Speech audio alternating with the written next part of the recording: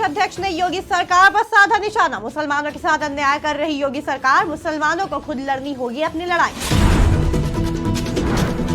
ललितपुर में निकाय चुनाव को लेकर तैयारियों में जुटा प्रशासन। जिला निर्वाचन अधिकारी ने अफसरों के साथ की बैठक, आदर्श आचार संहिता की सख्ती कराए जाने के निर्देश। पुलिस मुठभेड़ में 25,000 का इनामी बदमाश गिरफ्तार। बदमाश के पैर में लगी गोली, बदमाश को इलाज के लिए हायर सेंटर किया गया रेफर।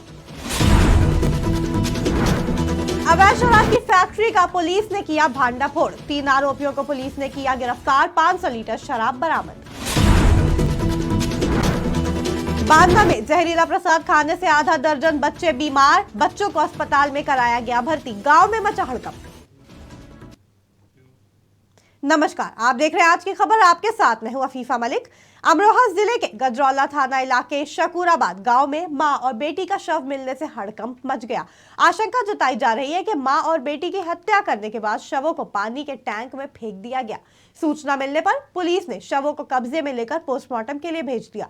फिलहाल पुलिस मामले की गहनता से जांच करने में जुट गई है। बांदा जिले के तिनवारी थाना इलाके में जहरीला प्रसाद खाने से कई बच्चे बीमार हो गए। आनंद फानन में सभी को जिला अस्पताल में भर्ती कराया गया, जहां कुछ बच्चों की तबीयत नाजुक बताई जा रही है। दरअसल जयसपुर गांव में रहने वाला एक तांत्रिक झाड़ फूंक का काम करता है। झाड़ फूंक के जरिए बीमारियों को भगाने का दावा करता है। तांत्रिक ने आज घर में रखे प्रसाद को अपने 5 बच्चों और पड़ोस के बच्चों को खिला दिया, जिससे सभी की तबीयत बिगड़ गई। तांत्रिक काल का खुद को सिद्ध पुरुष बताता है। फिलहाल पुलिस मामले की जांच कर रही है। आज छोटी सी झोपड़ी बनाए हैं, वहीं इनका खेत होता है, वहीं सारे परिवार बच्चों को लेकर रहे। अब ये तंत्र मंत्र के बारे में तो हम ज़्यादा नहीं कुछ कह सकते हैं, क्योंकि ना हम कभी जाते हैं ना सुनते हैं। ललितपुर जिले के एक गांव का अजीबोगरीब मामला सामने आया। दरअसल गांव के रहने वाले एक शख्स का कहना है कि उसकी पट्टे की जमीन गायब हो गई, जिसे ढूंढने के लिए अधिकारियों के दफ्तर का चक्कर कई सालों से काट रहा है, लेकिन उसकी सुनवाई नहीं हो रही। पीड़ित के मुताबिक गायब हुई जमीन पर किसान क्रेडिट कार्ड भी बना है, लेकिन जमीन नहीं मिल रही है। समस्या ये आ रही कि हमारी जमीन जो है हाथ में नहीं है जी, और हमें जमीन चाहिए झारखंड में। यूनियन साफ कर दिया है, यूनियन साफ कर दिया है। ललितपुर जिले में एक आदिवासी महिला की आकाशीय बिजली गिरने से दर्दनाक मौत हो गई। महिला महुआ बिनने के लिए जंगल में गई थी। दरअसल नाराहट थाना इलाके के डोंगरा गांव की रहने वाली कमला रानी सहरिया महुआ बिनने के लिए पास के जंगल में गई थी। तभी आकाशीय बिजली गिरने की चपेट में महिला आ गई, जिससे उसकी मौके पर ही दर्दनाक मौत हो गई। महिला की मौत से परिवार में कोहराम मच गया। सूचना मिलने पर पुलिस ने शव को कब्जे में ले लिया और पोस्टमार्टम के लिए भेज दिया। ललितपुर में आगामी 4 मई को नगर निकाय चुनाव होने वाले हैं, जिसको लेकर तैयारियों में जिला प्रशासन के अधिकारी जुट चुके हैं।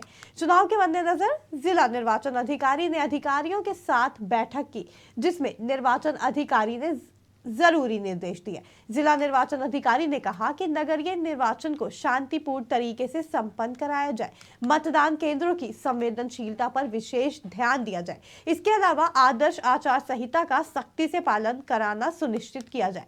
बता दें, जिले में 1 नगर पालिका परिषद और 3 नगर पंचायत है, जिसमें कुल 61 वार्ड और 64 मतदान केंद्र हैं।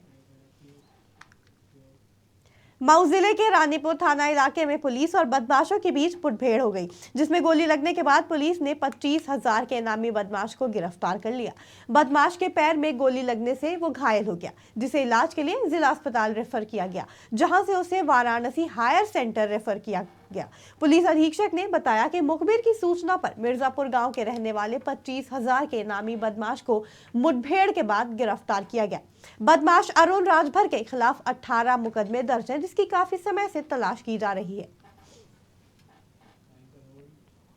देखिए, दिनांक 26 अप्रैल को थाना रानीपुर क्षेत्र में एक लूट की घटना कारित की गई थी पटरी मार्ग पे। उसी क्रम में जो हमारी विधिक कार्रवाई थी वो चल रही थी, तो उसमें ये ज्ञात हुआ कि मिर्जापुर गांव वहीं थाना रानीपुर का एक है, उसका एक रहने वाला अरुण राजभर और दाढ़ी, जो कि थाना का मजारिया हिस्ट्री शीटर भी है, और उस पर 18 मुकदमे का एक आपराधिक इतिहास है। वो एक और मुकदमे में हमारे यहाँ से वांछित चल रहा था और उस पर 25,000 का इनाम भी था। उसका नाम प्रकाश में आया, तो उसी के संदर्भ में चेकिंग की जा रही थी और अन्य संदिग्धों के संदर्भ में भी चेकिंग की जा रही थी। तो काझा में काझा चौकी के क्षेत्र के अंतर्गत अचलपुर पुलिया पर दो संदिग्ध अपराधियों को जब रोकने का इशारा किया गया तो उन्होंने बाइक रोके बिना पुलिस पार्टी पर फायर कर और भागने का प्रयास किया। उसी में ये पुलिस के साथ मुठभेड़ हुई है। मुजफ्फरनगर जिले के जानसर तहसील इलाके के हुसैनपुरा में दबंगों से परेशान युवक डीएम कार्यालय पहुंचा। पीड़ित युवक का आरोप है कि गांव के दबंगों ने उसकी 3 बीघा जमीन पर कब्जा कर लिया है, जिसको लेकर अधिकारियों से वो कई बार शिकायत भी कर चुका है, लेकिन कोई सुनवाई नहीं हो रही है। पटवारी ने मौके पर पहुंचकर सिर्फ खाना पूर्ति का मामले को रफा दफा कर दिया। वहीं एसडीएम गुजेंद्र कुमार ने बताया कि मामले में संज्ञान आया है, जानसर तहसीलदार निर्देशित किया गया है, पीड़ित परिवार को न्याय दिलाया जाएगा। ये जानसर तहसील के हुसैनपुर गांव का मैटर है। तो ये इनका नाम श्रीराम कश्यप है। ये भी जानकारी प्राप्त हुई कि ये कलेक्ट्रेट में आए हैं। तो इनका जो भी ज्ञापन है, जो एप्लीकेशन है, वो ली जा रही है और संबंधित एसडीएम से मेरी बात हुई है तो उनको निर्देशित किया गया है कि इनकी ज़मीन का जो भी मैटर है उस पर जो भी विधिक कार्रवाई है तुरंत उस पर एक्शन ले। ये जानसर तहसील मुरादाबाद नगर निगम से मेयर पद के लिए एआईएमआईएम ने भी अपने प्रत्याशी के मैदान में उतारा है, जिसके समर्थन में प्रचार करने के लिए प्रदेश अध्यक्ष शौकत अली मुरादाबाद पहुंचे, जहां उन्होंने मंच से कार्यकर्ताओं को संबोधित करते हुए योगी सरकार पर निशाना साधा। शौकत अली ने कहा कि योगी सरकार ने अतीक अहमद के पूरे परिवार को खत्म कर दिया, एक 19 साल के बच्चे को मार डाला, जबकि उसके ऊपर एक भी मुकदमा दर्ज नहीं था। योगी सरकार मुसलमानों के साथ अन्याय कर रही है।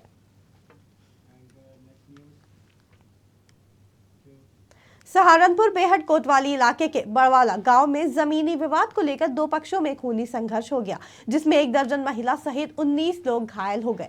सूचना मिलते ही मौके पर पुलिस पहुंची और सभी घायलों को उपचार के लिए अस्पताल में भर्ती कराया। गांव बड़वाला निवासी कंपड़वाल हुकुम सिंह ने बताया कि उनकी जमीन पर कुछ लोग जबरन कब्जा करना चाहते हैं।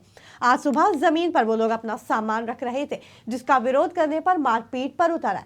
इंस्पेक्टर ब्रजेश कुमार पांडे ने बताया कि घायलों को मेडिकल के लिए अस्पताल में भर्ती कराया गया है। तहरीर मिलने पर कार्रवाई की जाएगी।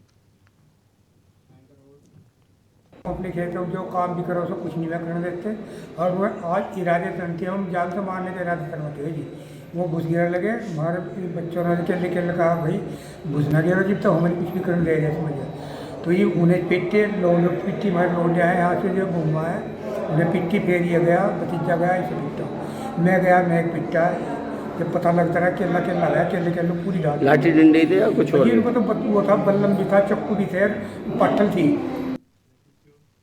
श्रावस्ती जिले में पुलिस ने अवैध शराब के कारोबार पर लगातार शिकंजा कसती जा रही है। इसी कड़ी में पुलिस ने मुखबिर की सूचना पर भिनका कोतवाल इलाके के चमारानपुरवा और दुर्गापुर में छापा मारा, जहां से पुलिस ने 500 लीटर अवैध शराब बरामद कर 3 आरोपियों को गिरफ्तार कर लिया।